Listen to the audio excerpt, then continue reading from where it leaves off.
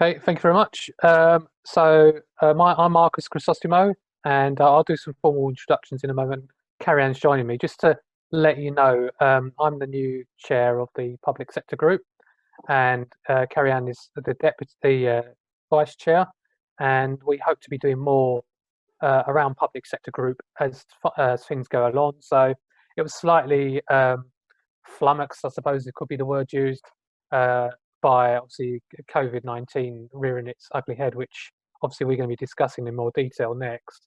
But the aspiration is that we re-enliven the public sector group, and we plan to be doing more sessions and formalising it a bit more, and meeting up. And I think the first few meetings will have to be virtual, of course, until we get to the point where hopefully lockdown is lifted and we can actually see everyone face to face. But I can see a few faces now. Some of you got your cameras on.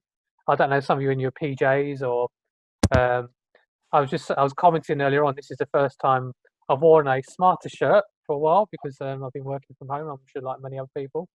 So I'm gonna so I look forward to many of you guys being involved moving forward. And I'm also hoping to get some other speakers to run other workshops as well. So I'm going to share my screen, and hopefully the technology work, and we'll do the formal bit. And this is now not going to work, is it? Typical. Here we go.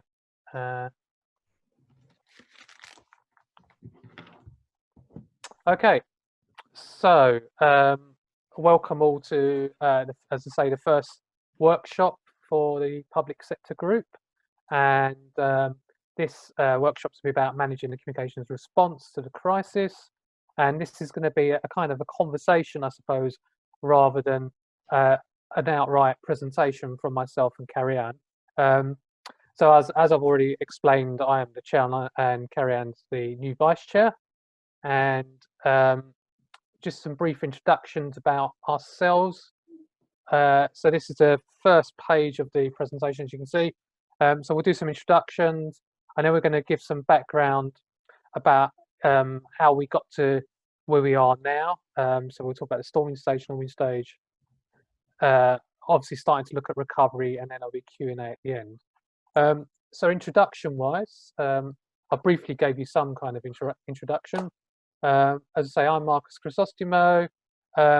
I've been working in comms, mostly public sector comms, for about 25 years or so. Started my comms career in the press office in Downing Street, and kind of worked my way up through the system. Worked at what I'm sure many of you remember, the COI, the Government News Network, which was a regional network, doing regional comms and campaigns for government. I then made my step into local government as media operations manager at Carrie-Ann Council, and then I left there after about 8 years as head of external comms. Worked at an agency, and then went out on my own for a couple of years, ran my own little agency as well.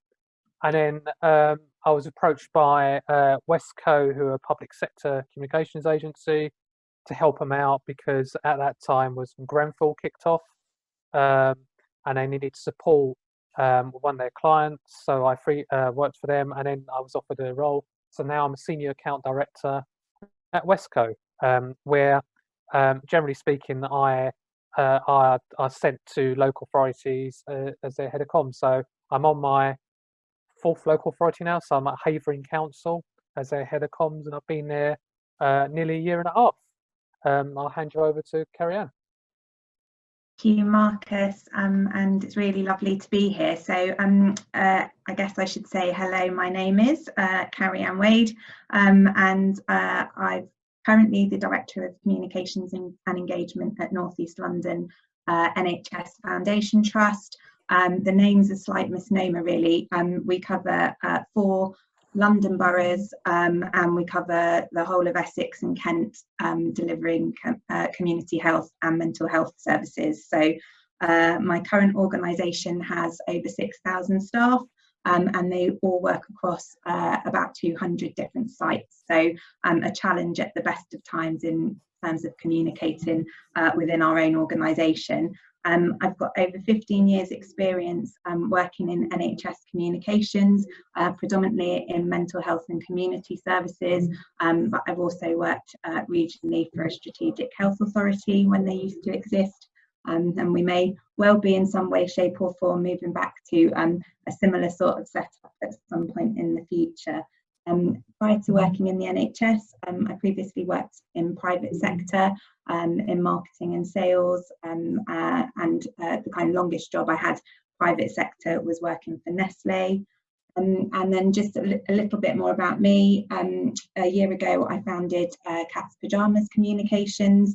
So that's a very small organisation, just me, providing support to small local businesses in the area that I live in Hertfordshire. So yeah, that's a little bit about me. You can find out more if you go on the socials, and at some point I'm definitely going to ask Marcus what it was like working at Downing Street in the press office. Yeah, that's probably a whole workshop in its own. So just a bit more about the content. So what we're going to be doing is looking at different stages of how we responded to the crisis. And just as part of that, you know, through my career, I've been involved in a number of different crises through time. So that's everything from kind of, I was at Downing Street during the 9/11, dealing with that response, to the London bombings, various other crises at different levels. I'm sure many of you have been involved in everything from, you know, having the highest paid chief exec to a ceiling falling down on school children in an exam. So, you know, I'm talking, so there's so many different types of crisis that I'm sure all of us have been involved in. However, this is, I mean, I think this is the only time that one has just been sustained for so long. So it's the first major pandemic I've been involved in. I'm sure the same goes for many of you. And this has questioned many of our plans and what we know, really. So basically, this is about the experience so far. And as I say, you'll be able to ask questions as well at the end. Carrie-Anne? I guess, yeah, like you, been involved in a number of different major incidents in my NHS career, from large-scale train crashes, the NHS cyber attack, and unfortunately quite a lot of internal incidents within the NHS, such as having a high-profile absconsion of a forensic mental health patient that made the national media and got quite a lot of attention from our local MPs. So all sorts of different incidents in terms of experience, but as you say, nothing that's gone on for quite so long. So my usual experience of dealing with an incident from a comms point of view has been the incident happens and you deal with that and you manage to do some planning for future state, but sometimes that happens in a number of days and possibly a couple of weeks. But yeah, this feels like something that's gone on for a long time now and will still be going on for some time to come. And I guess from an NHS point of view, my plan is just to share a little bit of experience around how we've dealt with this in my organisation, and some of that will be similar to your experience, I guess, Marcus, but there might be a few bits that are nuanced and a bit different between local government and NHS. So, so I'm sure many of you are aware of Dr. Bruce Tuckman's forming and storming model, and I'm kind of stolen a few things from the model just to help set the scene, I suppose, around this crisis management pandemic we're in at the moment. I'm sure many people have already done the kind of forming stage anyway, because I'm assuming that many of you, if you're in the public sector, you've already been working in teams. You know, you kind of know who your teams are, and you've already got that kind of that structure and forming already taken place. But of course, when the crisis kicks off, suddenly everything changes, isn't it? And you know, and what I'm going to do is kind of look at just using storming as a key word, I suppose, to hand this on, and Norman, while we're describing how we experienced that kind of first bits of the crisis, and you know where we are now. So of course it's in a constant flux, and you know it all depends on outside influences, and I'm sure you saw the government's announcement the other day, which once again has sent us all translating what they've said or asking questions. And obviously, you know, from my point of view, from a local government, it's about how we communicate that to the residents and businesses of the borough.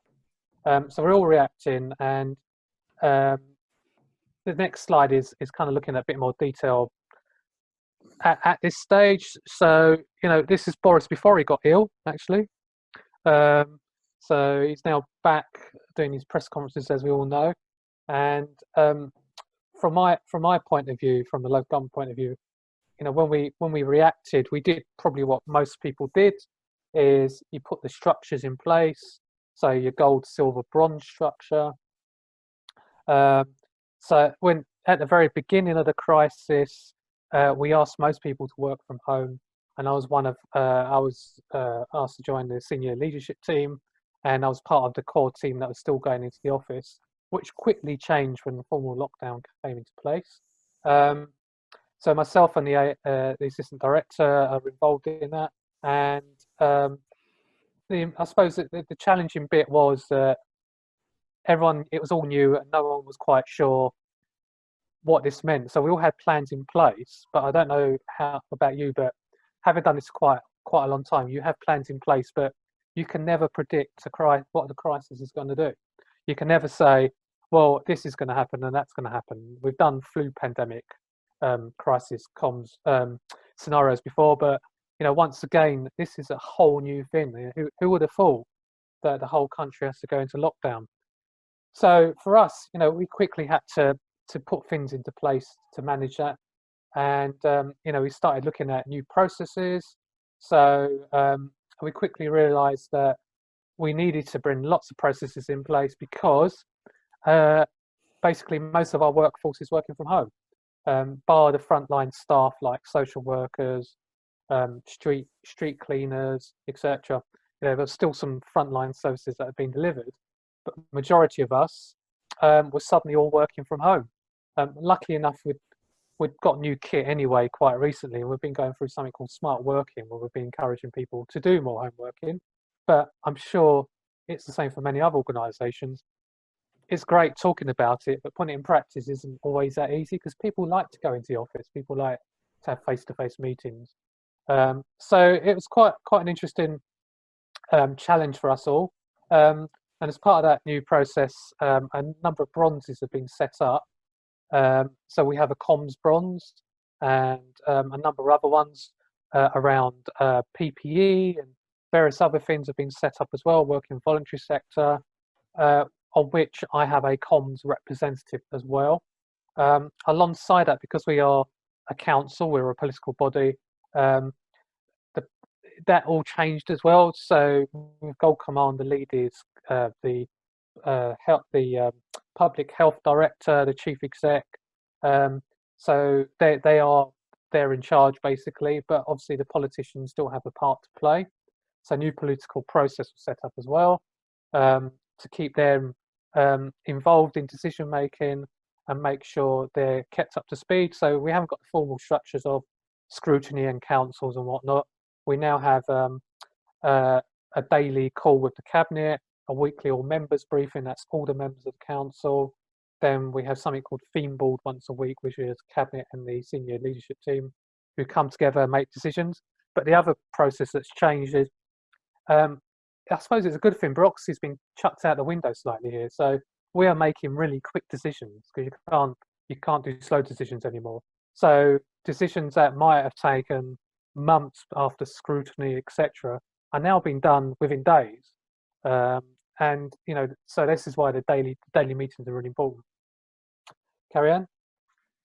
So I guess luckily for me, I don't have the political challenge that you have in terms of trying to find a way to keep that process running. But organisationally, you know, for the wider NHS Trust and for our comms team, I guess it was about getting used to working in that command and control structure for a sustained period of time. So once it was clear this was going to go on, getting the organisation used to what that means, the particularly given the size and geographical spread of our organisation, trying to ensure people kind of understood what that gold, silver, bronze structure looked like, how that operated, was a particular comms challenge for us. And I think particularly operationally, having services just carrying on as if we weren't operating in that command and control structure was quite difficult for us.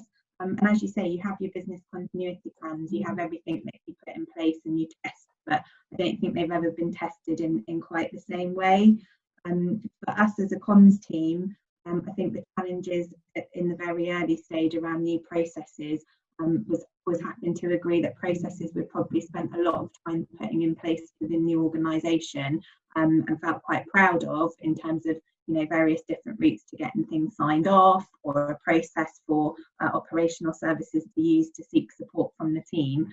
We literally just had to scrap, because what was a priority on Monday was different on Tuesday, or even in the same day. And I think that was quite a challenge for the team in terms of working at that pace, and working at pace but ensuring a consistent message and consistent service to the organisation. And I think one of the other challenges around kind of new ways of working early doors for us was that duty that we have to be transparent and open in our communications, but often not having the information that we need to be able to communicate. So both with our patients and with our staff, having to get used to being able to say, we know this is causing anxiety for you, for example, not knowing which critical services can keep operating due to staffing issues. But actually we don't have the answer right now. We're seeking that information and we'll get it for you. And I think that felt like something that was quite difficult to manage in the early days, feeling like you need to communicate but you don't always have the things that the information that you want to communicate to people. But I'm hoping that people were very understanding in the early days that this was all new to everybody, so it wasn't possible to have perhaps quite the slick communications process that we would have wanted. That's right, and you know, part of that kind of organisational change has meant that we've had to relook at our team. So, I mean, I have a team of 19 staff, which is not bad for a local authority, which covers most of, you know, all the disciplines you expect: internal events, marketing, etc., plus a few other embedded roles in other teams. And as part of the, you know, response crisis, this went out the windows. It's all hands to the pump, and actually got me to kind of look at, with the AD, at the roles and how do we redeploy people, because we're not running events anymore. So what are those staff going to do? So basically, we then soon went into a 7-day rota, and I'm sure many others have done the same thing, which included an early social media person, a specific person responsible for COVID-19, so a press officer to deal with all reactive press inquiries that come in. Then we had a pool of staff who were there to respond. Internal comms team, we pretty much kept that as it is, except I boosted it. We've still got a designer, but also I brought someone who was just about to go on to retirement. I'm not sure whether he's happy or not to be back, but bless him, he's come back and he's mucking in as well, helping us out, providing extra capacity. And I had a few other people who are on other projects, not necessarily 100% comms projects, that I've basically just brought back into team, because the challenge also for all of us is when you start getting on 7-day rotas is you can't sustain, you know, 7-day working, and also people do burn out. So, you know, it's making sure I had a bigger pool of people, enough of a pool of people to kind of support everything. Carrie-Anne?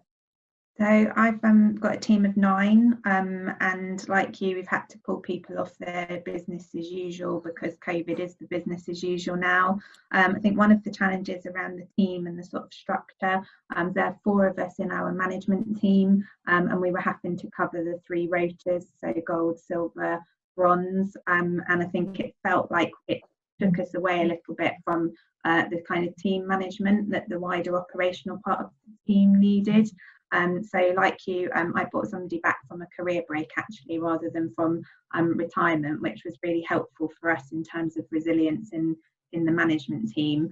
And I guess one of the things that it kind of felt like happened was that I particularly felt the pressure of being part of 3 different teams, really. So I have my role in the communications team, my usual role in the executive management team, and then a role in the gold incident management team. And I think that was quite a challenge because it felt like almost having to take a step away from my usual leadership role within comms. So definitely strengthening and putting more resilience into the management team helped with that, because it meant that there was more management support into the comms team, really.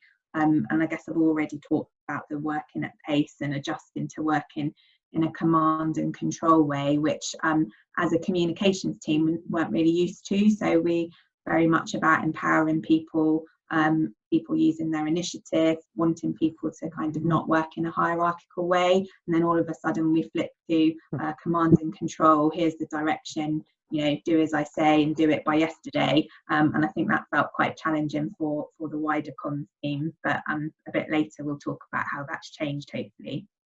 Yeah, I mean that's the thing, isn't it? I mean we have to change the way we work, and you know, in pretty much the same way.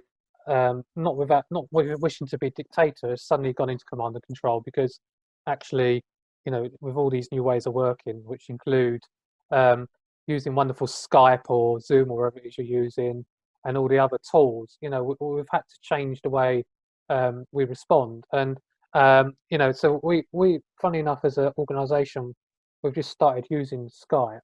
Well, not just, but we've been using it for a little while. But it's only now that we fully, you know, started utilising something like this, because people were still having meetings in rooms and whatnot. We realised that the bandwidth for the kind of infrastructure couldn't support quite so many people on one call. So I don't know about you, we had the kind of, what was that? Can you repeat that? And I don't know if you've seen the meme where everyone's in a room together, but it's a kind of it's a meme on a Skype call where people can't get into the call, you know, people interrupting each other. And it was all this kind of stuff that you suddenly realising that what used to happen can't happen anymore. So we've got Microsoft systems in place where we're now starting to utilise all the functionality of that. So that's Teams, and actually Teams now will take over the Skype next year, because you can do conference calls and that. A lot of people found that more robust. I don't know about you guys. We found there's some bad habits have been happening on email. So people tend to have conversations using email now, rather than sending an email and a response. So all these kind of things are happening that we're having to change. So, and you know, conference calls, and we're on this Zoom at the moment, and things like, you know, well, let's use the comment box if someone wants to make a point or put something across. And so it's quite an interesting thing, sitting there in a conference, everyone's got their mics on and there's no interaction. And we'll talk about that a bit later on, where actually the whole social interaction stuff has gone out the window, really. And I think like me, Carrie-Anne, you've been doing things like weekly webinars and whatnot as well, haven't you? Yeah, so we were priding ourselves on being a very agile organisation, because we've moved actually over the last 3 years to people working more remotely, working from home more, working agilely. But I think what the first few weeks of the pandemic and even now are probably showing us is that despite people having the equipment and the technology, actually one of the biggest challenges for us in comms is about supporting those people to use it and utilise it properly.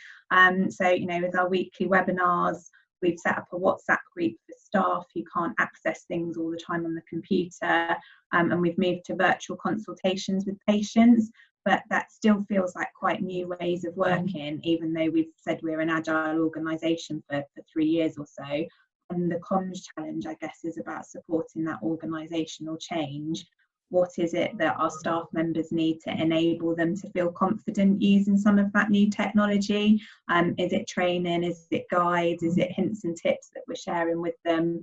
But also the same for our patients. So all of a sudden, you know, cohorts of patients were getting letters saying, you know, you can't come in for your appointment because of lockdown, we're going to do it virtually. And potentially some of those were groups of people who probably weren't using things like Zoom or Skype in their normal life. So I think quite a lot of the communications role around that use of new technology and digital has been about building people's confidence to use it.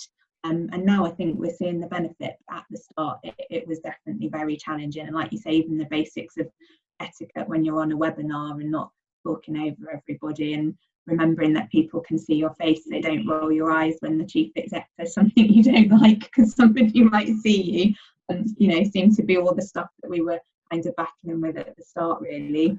I don't know about you though. I mean, I've had a beard for quite some time, but it's quite interesting how many of my team have suddenly grown beards when I've been working at home. And then and I do say to people, well, let's do something different. Have our cameras on tomorrow afternoon.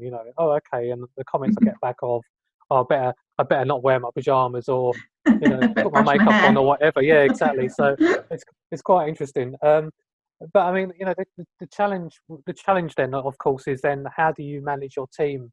Now you're in this completely different and foreign environment. I mean, I'm used to working from home, so I already work home at least one day a week. In the old world, should I say? And I've ran my own business, and I did that mostly from home. So, but what was different then, of course, is I could get out, I could have meetings and meet people and the rest of it. So, so from a team management point of view, everyone had pretty much mostly different roles. And the challenge for me was making sure that everyone's been informed, and I know what's going on as the kind of head of comms, but also the link to bronze and silver, and I'm fully on top of stuff, and also the team felt like they know what everybody else is doing, and they felt they fit into a structure. So I have twice daily team calls or Skypes, one in the morning, one in the afternoon. The morning one is setting the agenda for the day. Is having an update on all the bronzes, seeing what's been going on social media, have we had any new media inquiries, and what other things we're delivering, or what special projects are we delivering, etc., etc. And then I have a wash up at the end of the day, where we just go through the day, see what we've learned, what do we need to do the next day. And sometimes the meetings are pretty quick. Other times they can be quite long, because obviously after Monday we had the new guidance in, then we had to have a longer conversation about how we responded. So lo and behold, we've opened tennis courts. Very exciting. We like tennis. But that also means I have clear, all the intelligence that's coming in, I've got a really good grasp of it. And I've got an understanding of we've got an understanding as a team of what the public are saying and how they're responding. And also I make sure we still have a grid, so we have a comms grid, and in that grid the team put in what new announcements are coming out, what new we might run into some virtual events, some designs being put, just basically it's a structure for the team to, it's a structure for us to have the meeting around as well. So I know what's planned. Of course, things do change. And the other important thing is that my team do have that opportunity to feedback what's going on in their daily work, and kind of the interesting things that come out of bronze. And like you, we've got a WhatsApp group that's been set up. And initially, when I set that up, people were on it all the time, and I think it was that kind of newness of the crisis, and people felt they had to communicate. And now it's become a routine tool, I think, that the team now use for work. Every now and again there's a bit of humour in there, and actually I must say you can't forget the humour, because we're in a really difficult time at the moment, and one of the things I do try and make sure is that we do occasionally have those humorous or light moments, because otherwise it just it becomes really hard and wearing for everybody. So it's been an interesting time for us, and I think like you've got your video meetings and whatnot, haven't you, Carrie-Anne? Yeah, we started out, interestingly, having teleconferences as a team, and then partway through the first couple of weeks, people started to say they were missing seeing each other, not being able to come into the office and being in lockdown. So we moved to the video team meetings, which my team definitely they kind of like that more. They engage with it more positively. I guess the regular management calls as well, they happen much more frequently. So we have 3 a week as a management team, but some of that as well was about having to kind of seek a bit of goodwill from the team, say that I'm really sorry guys, but on Wednesdays we're going to need to have the management call at 8 in the morning, because so many of us are in these different rotas for the incident management team, and there was a whole rhythm of phone calls that were sort of starting very early from then. So there is something about having to recognise your impact on people's home lives as well, I guess, and actually people's working lives have changed. So although the team weren't coming into the office and they weren't having their commutes, they were probably kind of at their desks and on their phones much earlier and much later into the days than they normally would have been. We have a COVID-19 comms action plan, so there are a few areas that we're running more like projects. So you mentioned PPE, we've got quite a lot of work going on around redeployment, volunteering. So we have an action plan set out, who in the comms team's leading on which of those projects, but also who in the organisation owns it operationally, so that actually there's that joint ownership with the operational part of the organisation, which has been really important. And I think that's worked better than it probably had done for kind of comms project plans prior to COVID, because people are working in this command and control way. They seem a bit more compliant with wanting to kind of go along with a little bit of process there. So, but yeah, much like you, it's just been about how do we keep in touch without overwhelming people, but also making sure people don't feel like that, they haven't got the information they need. And one really basic thing that my team love, which I was quite surprised about, is just on Friday nights, I send an email update to the team. What have we achieved this week in terms of things that we're proud of? And then, as much as we can say what would be the priorities going into next week in terms of comms support that's needed. And I think before they used to get sick and tired of emails, but at the moment they seem to think that's quite helpful. So I think the other important thing for us is, we've got our comm structures in place. You've got the silver and the bronze, etc. But the two things from a comms point of view is, we are the kind of the broadcast, the radio station of the council, and we're communicating to the public, to staff, to businesses. So we had a good look at our comms channels, and we had a weekly email news bulletin that's now become daily. There's a chief exec daily weekly message that goes out, that always went out, but there's now more about the challenges that we face, and trying to dispel some of the rumours that fly around the organisation that sometimes do on these things. We've got lots of new resources available now for staff around health, mental health. One of my team, I mentioned special projects, her role has been to kind of make sure we have all the information we need for staff at home around, we call it smart working, so the home working. We've got all the welfare information available to them. And we're continuing to look at new ways to talk to staff. So like many other people, we've now invested in Zoom, where we're going to do more sort of Zoom conferences with all staff of the organisation. So at the moment, it's mostly around a daily bulletin to staff, weekly message from the CEO, plus other things, intranet, all the normal stuff you expect. But we're continuously looking at new ways of making sure our staff have been contacted and informed. That also means cascades to senior management from senior management team by comms to managers to pass information as well. The interesting thing about our daily newsletter, so we've had a pretty healthy subscriber rate to our newsletter. So we have about just over 50,000 people subscribe to it. It's now gone up.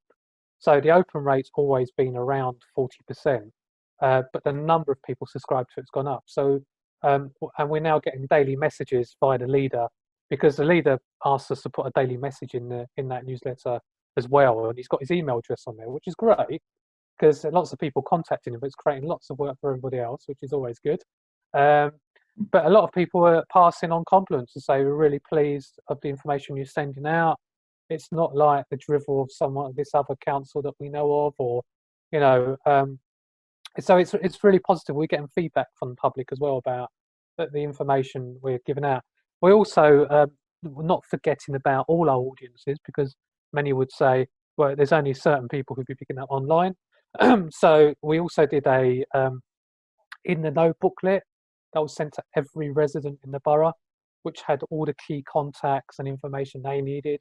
So as a council, we've released hotline phone numbers for care and support, if they need financial support, etc. That's all in that booklet. So it's been really positive. We've had some good, excuse me, support. And then of course, social media has been really important for us. So as I say, we've got someone on it pretty much from 8 to 8, morning and afternoon on the rota every single day. And we're on it, we're responding, we're dealing with issues. We are customer services and comms all rolled into one now. And it's been really important for us. Also been putting positive, proactive messages about, you know, where people going above and beyond. So we've got a campaign called Havering Heroes. And that's about representing the people who've gone above and beyond, helping other people, the voluntary sector, and also our own staff. You know, the bin men, and you know, your social workers, etc. So it's been quite an interesting time for us, really. It's really given us an opportunity to review what we do and how we do it. Good. I guess for us, I won't cover things that you've already covered, but internal comms is definitely ramped up massively in terms of the amount of activity and support that's required. One of the challenges for our organisation was about the number of staff who were at home shielding, who weren't agile working enabled, as we would call it, or home working enabled prior to shielding, but also the number of staff we have working on inpatient wards or out in the community who are not logging onto a computer frequently or even daily. So thinking about, you know, how do we make sure they get some of that staff messaging and that information that they need. So we had to set up some hidden web pages on our website. That the link could then be shared with those staff members who are shielding, so that they could get information about, you know, staff health and wellbeing, staff swabbing, because they're not able to get on the intranet. And we also set up a NELFT-wide WhatsApp group, and we encouraged people where they wanted to use their personal mobile numbers, because not every staff member in our organisation is issued with a smartphone. Some don't have phones at all through work, so it was just another channel to be able to share information with people who might not get it through, you know, our daily staff updates. And that worked really well. Within 3 days of launching the WhatsApp group, I think we had over 500 staff sign up for it, which was brilliant, and that's been growing kind of consistently all the time. One of the things we've been doing more of is having conversations with managers about their role in communicating with staff and providing information. And I don't think this is unique to the pandemic, but often communications within an organisation, generally it's all pointed at the corporate comms team to fix, but actually for our staff, you know, the people they have most contact with, their line manager, and we've had to have a lot of conversations about line managers' responsibility for making sure they're sharing information, given that they've got staff at home, staff who are not working at all, staff who've been redeployed, kind of how important that is, and that can't all sit with a corporate comms team of 9 or 10 people. Managing staff anxieties has also been something in that kind of storming stage that we've really had to focus on.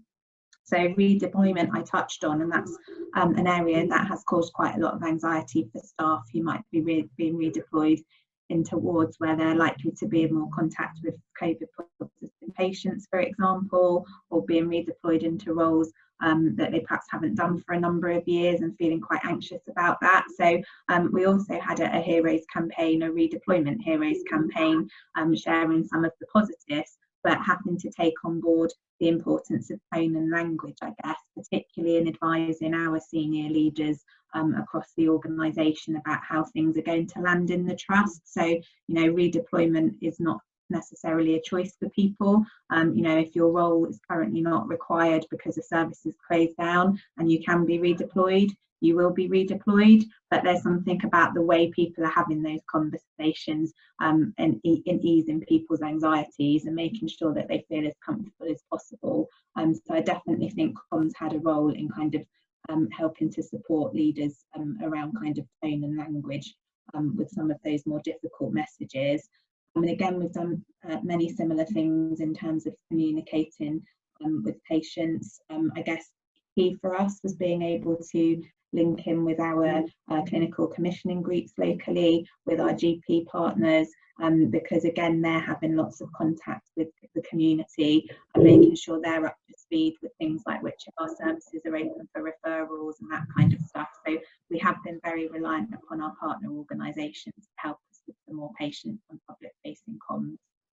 And that's one of our key roles, isn't it? We have, you know, a leadership role to play as well in the public sector. And from the local authority point of view, you know, a lot of people you know, get a lot of information and support from local authorities, as they do in the NHS as well and other services.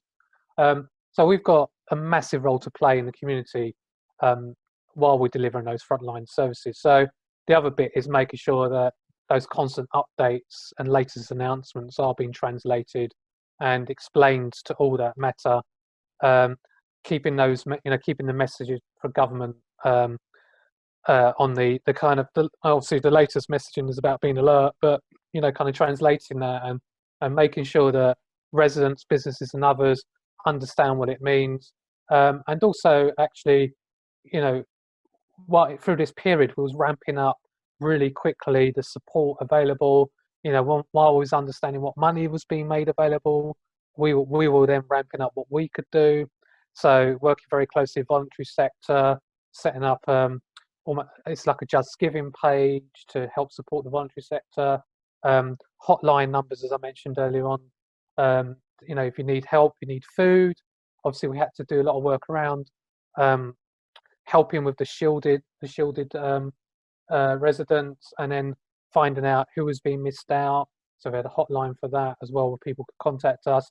And comms had an integral role in that by, you know, supporting the process, you know, broadcasting what help is being available, and also then feeding those, you know, positive news stories back out, as I mentioned earlier on. So it's been interesting that, because I think one of the other outcomes in that storming stage was quickly coming together with all the other stakeholders, partners, NHS, police, particularly the voluntary sector, you know, rebuilding relationships. And I would probably say we've probably been in the best place we have been for many years, you know, in those relationships, because the kind of the politics, small p politics, have gone out the window. We're all in it together, basically. And you know, so I think that's been one of the positive outcomes, if there can be any positive outcomes from this in the storming stage. Yeah, I would absolutely agree. I don't have anything more to say about that. Partnership working, but it's crucial, I think. So the next bit is kind of where we are now, I suppose. So I thought it would be a good idea to talk about where we've got to, because I kind of feel that we're getting to the new normal, whatever that means at the moment. And but you know, what we don't, you know, this new norm is that many of us are working from home, and of course it creates more problems for us. And you know, I've tried to capture a few of those kind of, you know, it's interesting when I'm doing a conference call, and I was saying to someone I was talking to earlier on, you know, who put their video on, and his dog appeared, and I've heard cats and birds and children and plates and all kinds of things in the background of, you know, the meetings. I'm sure you're all experiencing the same thing, and I think we all can remember. Do you remember that the BBC had the guy who was doing the interview on BBC, and his children came in the background, and the wife tried to drag them out. I'm sure we're all experiencing, you know, and I'm sure it's the same the other way around when, you know, the husbands have to drag the children out or whatever. You know, we're all experiencing these kind of new norms for us, I suppose. So you know, that's presented a whole bunch of new challenges, and Carrie-Anne was talking about, you know, staff welfare and and you know, we have a integral role to play around working with the OD people, you know, HR, etc., and making sure that staff know what help is out there. But of course, all of us are, I'm sure, experiencing this in different levels. But you know, mental health is becoming a really big issue for us. It was already a big issue anyway, quite rightly so. But now many of us are in lockdown. We're working from home. we're not getting to face-to-face contact we used to. You know, I've got a member of staff who, you know, is slightly older and is on her own. You know, I've got another couple who are sharing homes with their in-laws. You know, one person's working off a kitchen table. You know, we've got all these things that we're all having to deal with, and I'm really proud of the team because, you know, they're still delivering, they're still working hard. But you know, from a manager, from a boss, you know, it's having to kind of be aware of all that, isn't it? And I suppose I mean, one of the things I've always said about being a boss is, you know, in the role that I play as a head of comms, you know, for my staff, I'm lots of things, I suppose, and I'm not trying to be big-headed or any way, but you know, you end up being a parent, a leader, a manager. You end up being a counsellor as well. You know, you're looking after your staff. You've got to also make sure you don't forget about yourself as well. So I'm quite good at being able to switch off, but then I've worked in lots of pressurized environments, and I've kind of learned some tactics to deal with that, but not everyone else can. So I suppose it's you know, the role now is not only it's what you would normally do in the workplace, but it's trying to do that from home, from the places we are now. You know, still continuing to listen to them, still trying to be motivating them, but being realistic at the same time. You know, we've got to look to the future, whatever that looks like. And the bit now that we're in the norm stage is, you know, things like some business as normal stuff are starting to crop up now because we're in this new routine a bit, I suppose. And you know, I'm trying to encourage new ideas and creativity because you can still do that.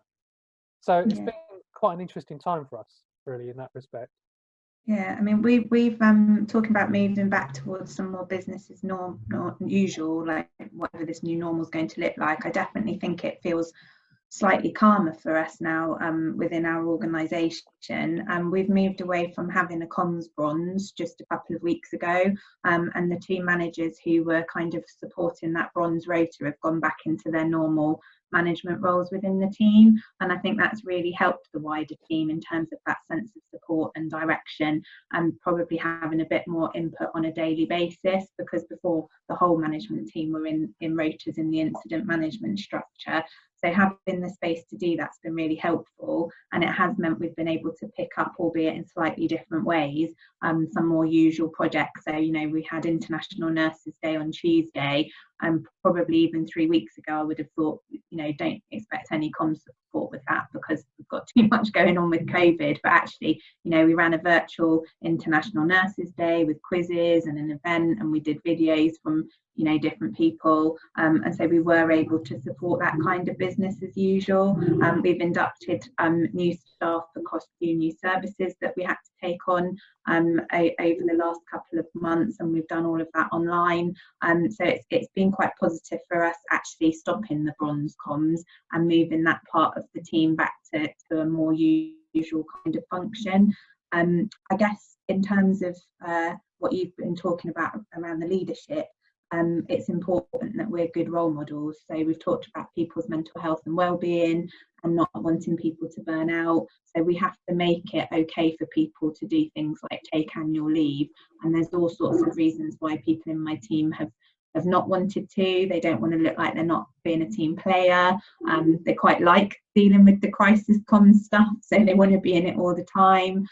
Or they're even saving their leave for a time when they hope, you know, lockdown will be over and they can actually go away on an actual holiday somewhere. But it is about saying, you know, it is important that you take those days off and have that respite, even if you're going to be at home reading a book, or, you know, just not being at work is really important for people, and people need to see you do that as a leader as well, I think, because that's what makes it okay. They need to know that we're all human and that they're not letting the side down if they're having a bad day or they need a bit more support than they would normally need. I think that's a really important part of our role as leaders within the team and the wider organisation, really. Yeah, and help is out there if they need it as well, and that's the point. You know, not only for the team but for the rest of the organisation is making sure that people wear them. In fact, you know, the wider public as well. You know, it's also the role making sure that the kind of the Every Mind Matters campaign and similar other campaigns have been you know, made aware to them. I mean, so we're still in kind of a command and and command and control structure, but at the same time, is trying to allow staff to start feeling a bit more able to do some of those other things, like you said, leave. And so, so I think at the moment, I don't know about everybody else, but we have this kind of routine now that we're in. We have our meetings. We've wound down some things, so I don't have as many people on at the weekends I used to. So pretty much I had a full team almost on the weekend. I don't have that now. I only have a couple people just managing social media, and a couple people on call if required. Always make sure that staff well-being is also maintained and kept. Because having those holidays and those breaks, because people feel they can't have a holiday for some reason, but actually, I encourage people to, if they can. I know they can't go anywhere, but well, they can go to park 2 or 3 times now, but at least having that break. And I mean, I'm lucky I've got a garden and the rest of it, and I know not everyone else has, but just having that break, even if it's to watch Netflix all day, just to kind of get away from it.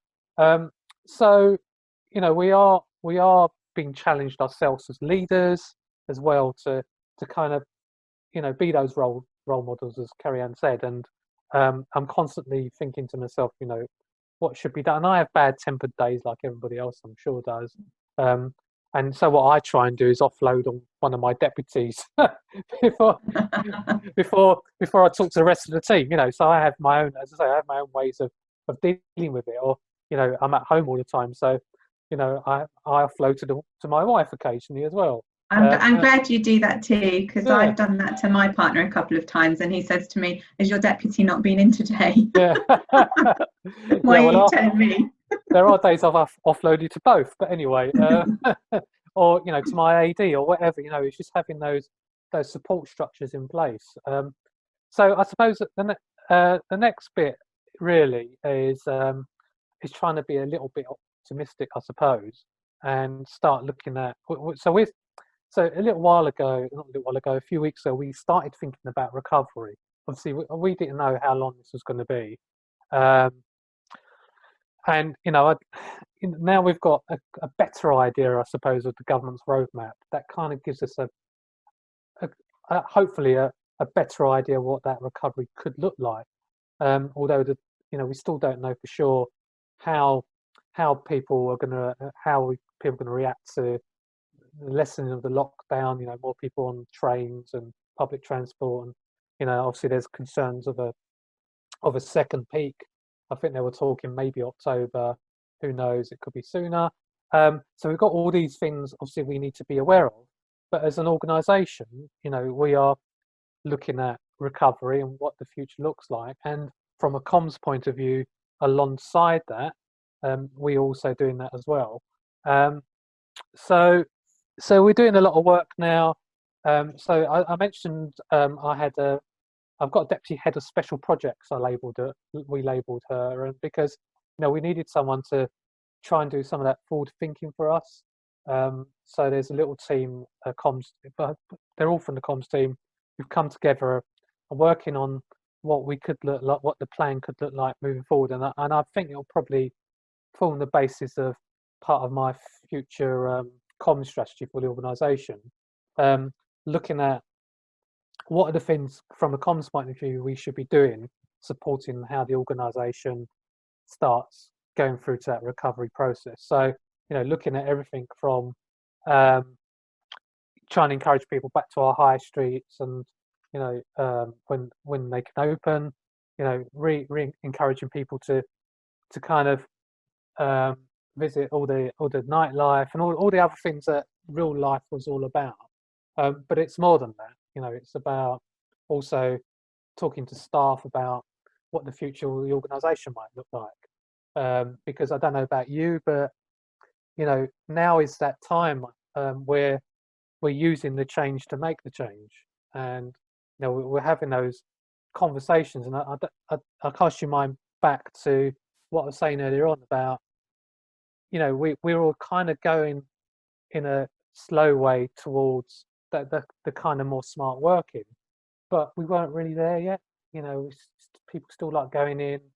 People still a bit possessive of their desk, and you know, it's that kind of stuff. But actually now we've got no choice. Everyone's working from home, and you know, all those kind of initial thoughts, ideas, they've been chucked out the window. And so now I would argue, and it's the time for us to relook at, you know, from a comms point of view. You know, what's our comms been like? You know, how are we going to help our collective organisations communicate those messages about recovery? And comms actually is in the driving seat on that. You know, what ideas are we offering up around that change? But obviously, organisations are also looking at making more use of that change. You know, our current working practices are right working practices. Just, you know, do you need to have all those people in a building?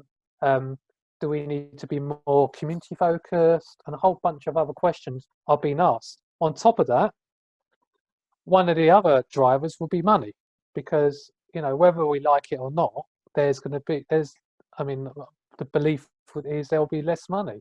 I mean, we know that the economy has obviously suffered massively. All of our budgets have suffered. I know, you know, many of us have had money from government, and that's great. And, you know, the support is welcome. But, you know, as a council, we've lost income because people aren't paying parking fees and all those kinds. Quite rightly so. You know, we've made parking free. But, you know, so there's all these things we need to look at, and how do we respond at the same time trying to be positive and open. So it's an interesting time for us, and so that's the process we're in now. I know we haven't got tons more time, and we'll have to open up for questions soon. Carrie, do you want to add anything more to that? Yeah, I guess the same as you guys, really. We're looking at recovery and restoration in terms of having a strategic organisational wide group set up to capture learning, look at, you know, there might be services that we don't want to return back to how they were operating before, because actually, you know, maybe some of the virtual consultations and the way we're now working with patients is better both for the patient and for the organisation.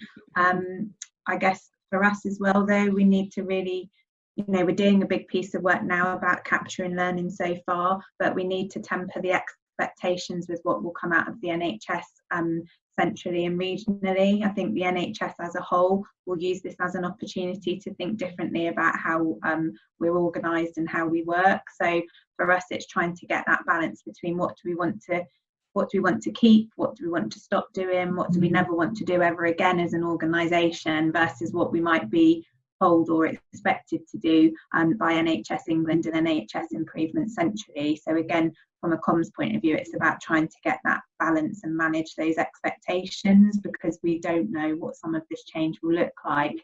And of course, we in the NHS and in other healthcare settings are sort of planning for 12 to 18 months worth of COVID support services, whatever they might look like, because we don't know, you know, when COVID won't be the issue that it is now, and anticipating a potential surge again, and how do we manage that? We don't want to kind of close down everything we've put in place to manage the early part of this crisis and then not be able to put it back in place should there be a second surge later in the year. Let's hope there isn't, but we just don't know. And like you, from a comms point of view, now really evaluating engagement figures in some of the comms channels that we've set up as part of the COVID response, seeking feedback from people about what's worked and what hasn't really worked and what do we want to keep. I think we already know we want to keep the trust-wide WhatsApp group going as part of our regular usual comms in the new normal. I think we want to keep the webinars going. We've engaged quite a lot of staff that way, and we've never really done them before. So it's, again, just having that eye on, you know, what will we keep as part of our usual communications when we move into whatever the new normal looks like, kind of as we move through the pandemic and hopefully out of it at some point. Yeah, and some of that going back to normal will mean that there will be certain things that will come back into play again, like maybe some added bureaucracy and, you know, kind of formal structures that were there before. But actually, there has been a lot of, I mean, you know, it's such a terrible thing, COVID, and it's put us in this weird, strange world that we are in at the moment, that we've had to all respond in our different ways. We have learned lots of lessons out of it. Some of them are good lessons, about how we can respond to crisis, but how actually, you know, we've learned some tough lessons and difficult lessons as well about certain things that needed to be put in place in order for us to do that. So, so we are where we are now, and you know, we'll get to a point hopefully where, you know, in a year's time we're all meeting face to face and talking about that terrible time. But who knows? You know, back to what the media is saying, that the World Health Organization was saying it could be with us to stay. But I don't want to end us on that depressing thought. So, so it's been an interesting time so far, and it ain't going to stop now, and it will carry on for some time. So I'm going to end the screen sharing. Hopefully that'll work. Stop the sharing, yeah, and hopefully you might be bored and gone by now, or you might have some questions for us.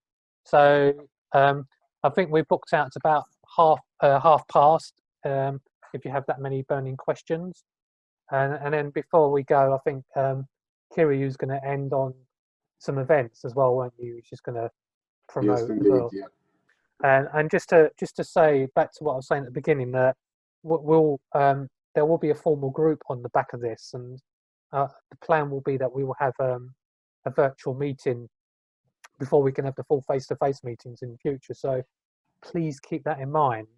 Have we got any questions? We've either stunned or bored everybody into silence. All gone. Right. Well, so if we've either bored you all to sleep, or we've given you so much information that you don't actually need to ask any questions.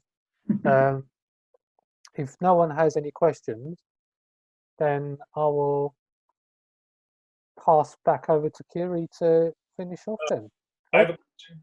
Yes. A couple questions. One, just generally, I'm Konstantinos with Converso, and we do managed conferences, large scale, so where we can reach thousands of people at once, and often in disaster response and things like that.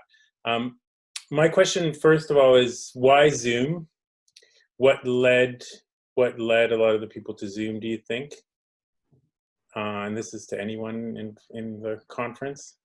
Good question. I mean, as an organisation, we've been using Skype, and we're now moving on to Teams. Yeah. But I think some people feel that the scope is limited occasionally. I mean, I can't remember what the total number is on Skype, but I think you can get more. Correct me if I'm wrong. Yeah, I think more can go on Zoom. they're trying to add more changes. Yeah. So that's part of it. But I mean, originally a lot of the public sector didn't use it because they felt Zoom was insecure. But I know that they've made that more robust, and the government are using it all the time as well, so it must be fine. But yeah, I mean, we're using Skype, but we are actually transforming over to Teams, which is probably using the same infrastructure anyway. And I know the Met have been using Teams as well, so I was on a conference call with them the other day, and that's pretty robust. At least you can share stuff on there, and it's quite useful. So Zoom is Zoom was something I started using with the family actually, because it was free and easy to use. So in the NHS, I think Microsoft Teams has had a massive kind of surge in use, partly because they opened up free licensing for a number of NHS organisations for a period of time. My organisation hasn't actually been using it because I mentioned we've moved to a more agile way of working starting about 3 years ago.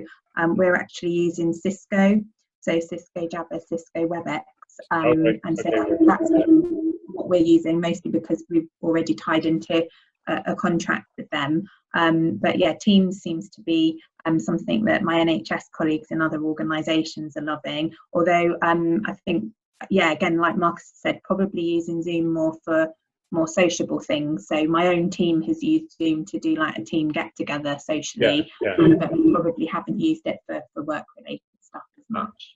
And actually, that's an important point, because although I've got this kind of structure in place with the team, I'm trying to mix it up occasionally by having more social stuff. So and making sure those videos are turned on, so they have that interaction with each other. So last week I did a a quick team. So rather than doing the normal team afternoon meeting, we did a tell us something we didn't know about you, just because everyone's so on it, and it's all about work, work, work, and every now and again we do need to switch off. So, and I've got another call like that with the team later on, and there's a bit of learning in it as well, but because I don't want the learning to go as well. So today it's going to be about who's inspired you. So is that kind of just something, an opportunity to talk about something different? Yeah. And hopefully learn something from it as well. So I think the other thing, Skype sometimes seems a bit, I don't know how it is, Zoom seems a bit less formal, I suppose, is what I'm trying to say. So maybe that's why Zoom has been used as well. And then question for you, Marcus, also, how often in your communications in the council do you need to reach out to everyone, the entire, all the citizens? Do you feel there's pressure to do that, or are you finding that? Well, I mean, we have to think about the hard to reach groups. So although many people are online, and we do a daily newsletter that goes to just over half, no, it's a bit less than half of the population. So we get 60,000 people subscribe to that. But I know there's lots of people who don't. So we try and pick up through social media, and that's the reason why we did a booklet to every single household. Because I was concerned that there was going to be groups who haven't been communicated with, and especially the vulnerable groups, the people who need that extra support. So the other onus as part of the communications is try and encourage people to speak to their neighbours. And I think one of the things that's come out of this is that community spirit. So the clapping for carers on the Thursday. So we're finding that the community spirit is really strong, and people are helping each other, and we're using that as helping to get the messages out as well. So yes, it's been interesting. There's some questions. Yeah, we've got a couple of questions. Yeah, sorry, we've got some other questions coming up on the right-hand side, so if you don't mind, we had one, Marcus, about do you think the challenges for the public sector are very different for those in the private sector? And I do have a bit of a view of that. I personally think there are some challenges that are the same for everybody, in terms of having to work differently, managing a different home and work life, managing everything that's coming around, like the anxieties of COVID. I guess I would say, from my point of view, having worked private sector before and given a bit of support, particularly to smaller businesses that work in the private sector, I think probably in the private sector at the moment it feels a lot more financially challenged. So within the NHS, we know which services are our critical services that we have to provide, and we're commissioned to provide those, and we're not having to go out and try and seek business in a difficult time, if that makes sense. We're also in a situation where our staff are pretty secure, so we haven't had to think about things like furloughing, although I know you might have a slightly different take on that, Marcus, in the local authority. But I do think some of the kind of financial challenges, job security for staff probably feels quite different in the private sector compared to the public sector. I mean, ultimately, our job is it's all about the residents, isn't it? And so we as a council, it's a bit like the NHS, and I think we've got frontline services that have to carry on. We can't stop them. So the caring for older people, delivering the bin collections, make sure roads are being fixed. There's all stuff that we have to keep doing, and we can't stop. So I absolutely agree. There are lots of similarities. There's lots of things that we all share. Working differently, the mental health, and all the other stuff that comes with it. But although finances does impact us, it's not about profit for us.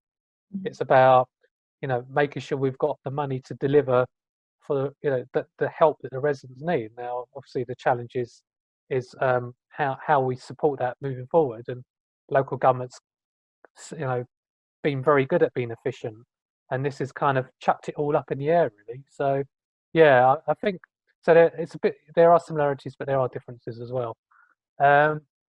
Yeah, it sounds like what we're doing happening in your organisation. How do you ensure your public health messages are cutting through the noise? Oh, from in PR, it's hard to get messages out there with so many COVID-19 stories floating around. Good question. So, I mean, everything. I mean, the daily newsletter always has the public health messages in there. So specifically support. You know, I mean, you could. We're basically a campaign extension of the government's public health messages around, you know, what was the stay in, and now obviously is the alert messages. So we do find that the messages are getting traction, but we're also supporting that with other campaigns. So it's like the Havering Heroes campaign is a good example where, you know, we're showing how people are supporting our communities, are delivering that help that's needed, but, you know, making sure that the key messages are still in there about social distancing, etc. So you're absolutely right. There's a lot going on out there, but, you know, it's kind of repetition, I suppose, but also finding other ways to bring those messages home. So, you know, parks are open and people are enjoying the parks, but we continue to, you know, put the message out about social distancing. Of course, people can go to the park more often now, but we still want people to continuously social distance. So, you know, and that's everything from putting signs up in the park to using all our channels to get those comms out. I think from an NHS point of view as well, I guess there's an element of being quite lucky because obviously there's key national messaging which all NHS organisations are asked to support. So from that point of view, I feel like there is a level of consistency because we are getting things from the centre, from NHS E&I coming down with the various different collateral we need to share across different channels. And so for us, in terms of those more consistent public health messages, you know, when it was stay home, it's not now, it's stay alert, but, you know, the stay home stuff, the infection prevention control, washing your hands, the social distancing stuff, you know, all NHS organisations are on message. Probably, you know, it's the one time when we've been less challenging with our colleagues in the centre at NHS E&I, because actually we all want to share the same message rather than argue the toss about who's got the better message. So I think for us, we've been quite lucky that, you know, there's been national media campaigns that have been funded by the centre, for example. So it feels like the NHS messages are kind of out there and are consistent across all of my comms colleagues in different organisations. Billy, your message about so how do you share the learnings between similar organisations, or is that something that hasn't happened so far? It's a really good question, actually, and I think it's starting to happen now. So I was on a call. So for London, we have a heads of comms call once a week where we do that. LG Comms does it as well, but actually with regards to different organisations in the public sector, well, this is what this is about, actually. So for me, I found, although it is starting to happen anyway, I did find there was a little bit of a gap. So this is what this can do. So, you know, I'm very happy that, you know, we have a session in future. If that's helpful, we do that. We share with each other some of the challenges and issues that we can have that conversation around. So yeah, we can put something in place in the future. Neil, hello Neil, I hope you're well. I work in education for a group of FE colleges. We're now working on a communication for the gradual reopening of sites. Do you have any advice for these recovery comms? So I suppose there's two bits to that, isn't there? Internal and external, isn't there? Sorry, Carrie-Anne, you were going to say something. No, I was just going to say the first thing that made me think is whatever advice your group of colleges is going to give, and there's quite a lot of workplace guidance and stuff out there now around how to get physical environments kind of up to scratch around social distancing and stuff. But I guess my one thing would just be clarity and consistency of message.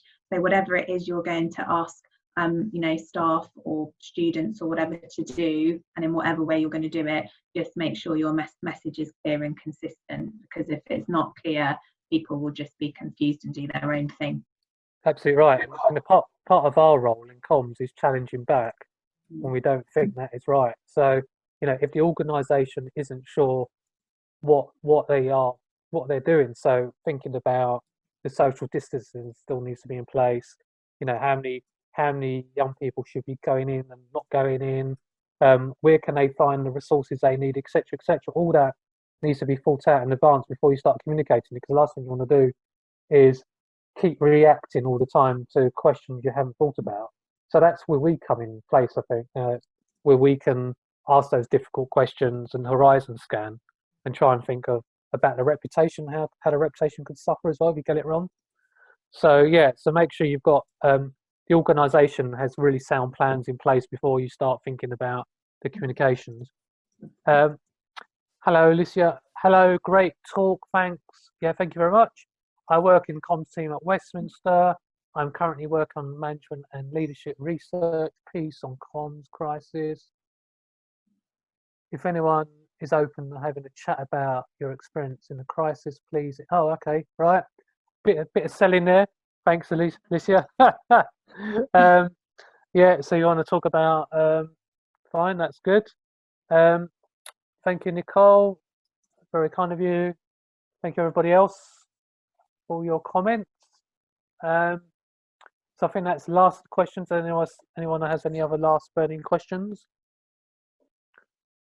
If not, it was a pleasure talking to you. I enjoyed it.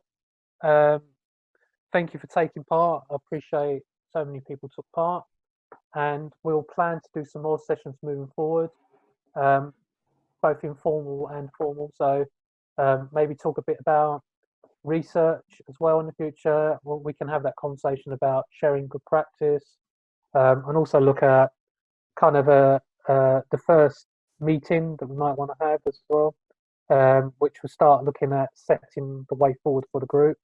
So, for example, Carrie-Anne is we'll be looking at mentoring for leaders, and we'll be doing some other work as well. So, thank you for taking part. I think, Kiri, you're just going to end off with a couple more slides, aren't you? Yeah, I'm going to share my screen. Thanks, Marcus. You're sharing yours, or do you want me to share mine? Yeah, I'll share mine now. Okay, I'll share mine. Right. So yeah, thanks guys. That was a great event. There were some useful topics there to speak about. So yeah, I just wanted to speak to you guys. Oops, sorry, what happened there? Sorry guys, give me 1 second.